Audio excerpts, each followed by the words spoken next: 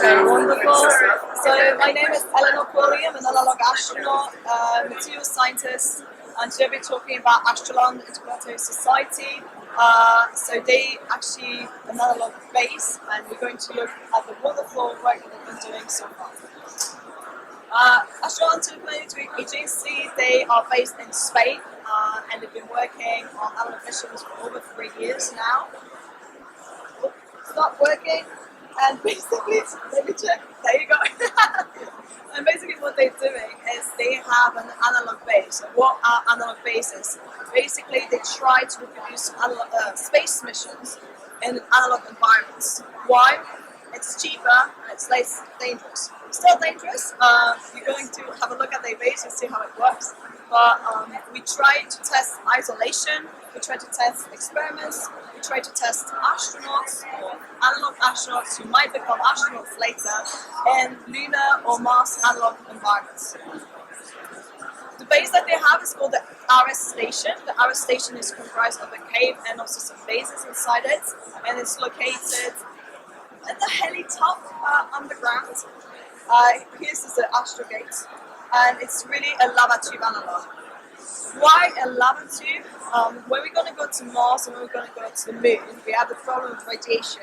Radiation is, can cause cancer, can actually kill you to some extent.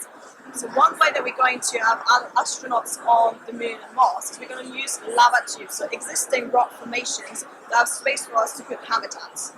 In this case, it's not a lava tube, but it is still a rocky formation that could pretend to be a lava tube. So that's why we call it a lava tube analog. So you can see the Astrogate. So what is it? One of the things that we need to do when we do analog missions is we need to recreate isolation. You don't want people coming to you, or you can call them aliens, but you're going to still recognize that they're humans.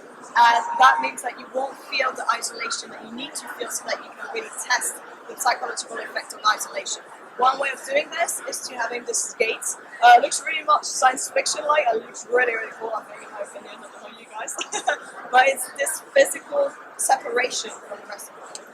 And the other separation is literally you have to climb down. You have to wear your spacesuit to pretend that you're on the moon and Mars, pretend that you can't breathe the air there. You can't really, it's really humid anyway. But you walk down and you climb down and then you get inside the cave. So the RS station, the whole complex, the whole lava tube is about 1 mile long and 60 meters high. It's huge, it's really, really big. And it's completely isolated, and it has fully equipment for experiments and survival of analog astronauts inside the base. So what kind of analog missions? I'd say they started more or less in 2019 for the first mission. So far it was quite short ones, but you can have longer duration missions. It is one base called the Alpha base, which is about 500 meters from the gate. So you saw the gate before, you have to walk about 500 meters there, and it can hold 8 crew members, it has research labs, gyms, basically any facilities that you might need.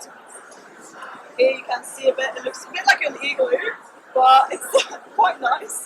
I haven't been in there yet, so I can't tell you how fantastic it is. Maybe you get sick of the orange logo, I don't know, but I believe it's quite beautiful.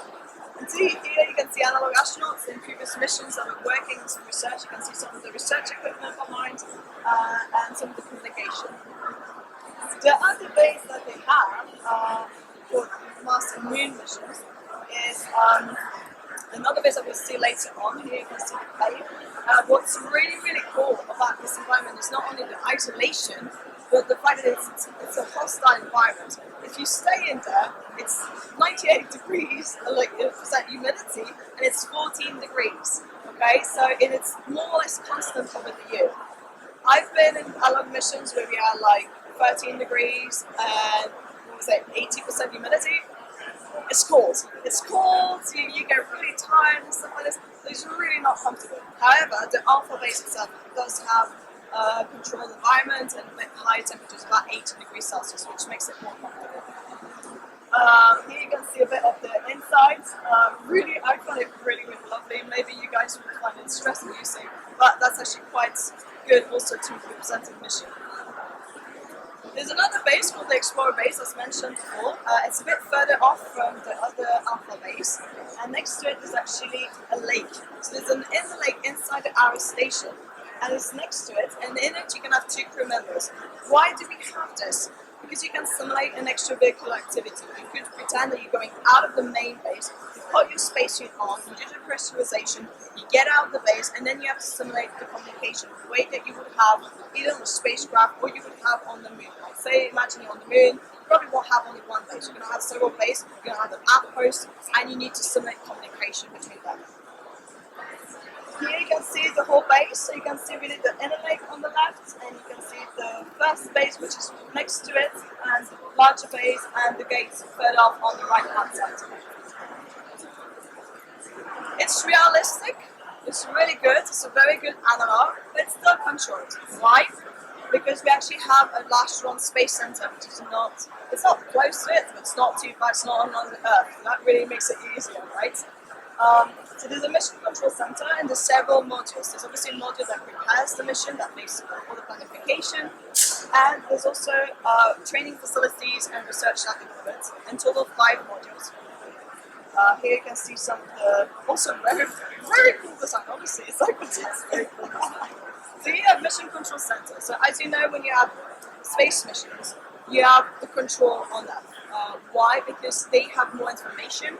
They have all the people, all the personnel that need. They don't have the same schedule as astronauts have. They don't have the same constraints. They basically guide astronauts and they guide analog astronauts doing analog missions.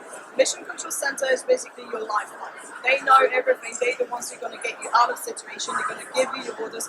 They work on your flight plan. They work on everything.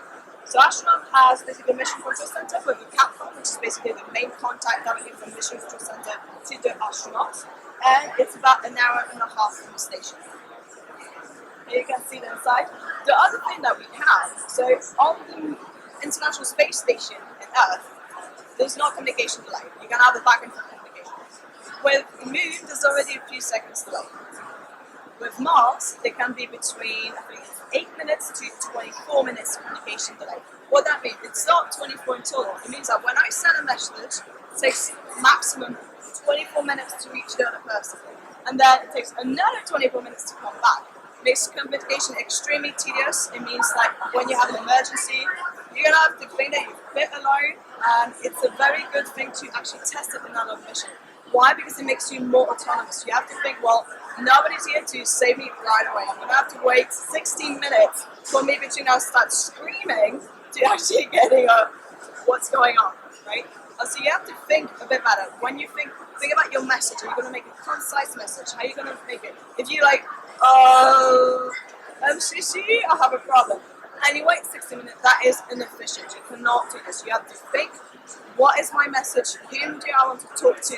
In the Mission Control Center, what do I need? And that is really good. So the 8 minutes communication delay is quite good. Why? Because an analog mission is quite short. Usually most people are volunteers, so you don't have 6 months to do it. Therefore, 8 minutes means you already have this delay, you have this psychological implication, but you're not wasting too much time. What kind of programs they are? Mostly on biology and geology analysis. So they're looking at astrobiology. Why astrobiology? You would think, well, you need to actually have bits of planets or satellites to actually do astrobiology. Not really, because here we have some bacteria that we found that actually have apparently never been seen before. So we can pretend it's something new. You can kind of do an analogy to what you would do for research on other planets. You have lots of biodiversity. You can have cyanoid bacteria, xenophiles, extremophiles. So it's very, very interesting. I'm personally not a biologist, but you can still learn stuff. How do you do science on an basis if you know yourself a biologist or a scientist? You get protocols which are also prepared by the Mission Control Center beforehand. Here you can see some of the measurements that were done in missions, and you can also do work on engineering. So hydroponics, so really creating a sustainable life system inside in your base. How do you generate your energy? I mean, where's the energy coming from, for example? 3D printing, obviously 3D printing is just becoming more and more popular in space application because it means that from outside, most people can say, oh look, we're going to 3D print a replacement part, we send you the design and then you control the printer inside your base and you get your new part. And you can also do measurements. Obviously we have often, when you have granite formation, you have radon emissions. Radon has a radioactive component to it and therefore you need to monitor it. What's also interesting about monitoring CO2, CO, radon levels, it actually adds a stressful factor to the whole mission. In space, it's extremely hostile environment, probably one of the most hostile environments for humankind. So if you can put this factor, you're not, chilling, you're actually in a dangerous environment, you really add the psychological factor which makes the mission more realistic. Other thing that you can test is water and waste management and just, water recycling and that kind of thing. This also makes it more analogous to space. Other thing you can work on is obviously EVAs, extravehicular activities not always go well, so testing them is a very fun component. And here you can see some of the outputs for radon control of the things. Psychology, I mentioned quite a few times. Sorry, I have a lot of slides, but hopefully you get some really nice insights. And you can work on neuroscience, simply like what does your brain look like after such stresses, what type of experiments can you do, what do you feel into your confined space and isolated from other people, and how does this cohabitation actually affect your decision making? Like after 7 days together or 2 weeks, are you going to start to be behaving a bit differently? Is this going to impair actually your capacity? So yeah, what is it then? So now, are you ready to become analog astronauts? And specifically for Astroland, Astroland is always looking for new crews. And there you can see a little video of the whole base. So you get a little walkthrough. She's ready, perfect. So we already have our first candidate to turn on. So yeah, here you can see the crew getting ready to do EVAs. You can see the spacesuits which have different control systems in it and communication systems. You see how they get inside our station. So you need actually to go through a climbing training. You can't just get in the station. You need to go through climbing training before you're allowed to get into the base. Here you can see it being filmed directly from the astronaut center in the base.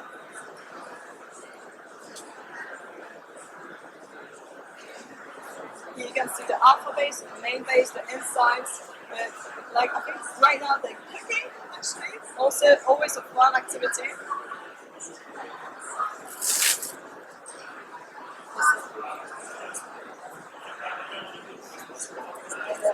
So if you want to apply to Astroland, just look for Astroland to go to an agency, send your CV. Normally there's a psychological evaluation to make sure that you're fit to be into the space, that you're not scared of confined spaces. And once you're selected, then you can take part into the mission. Usually they ask that you do research and that you publish, so it's also a very good platform to do research in different environments and to prepare for space. Yeah.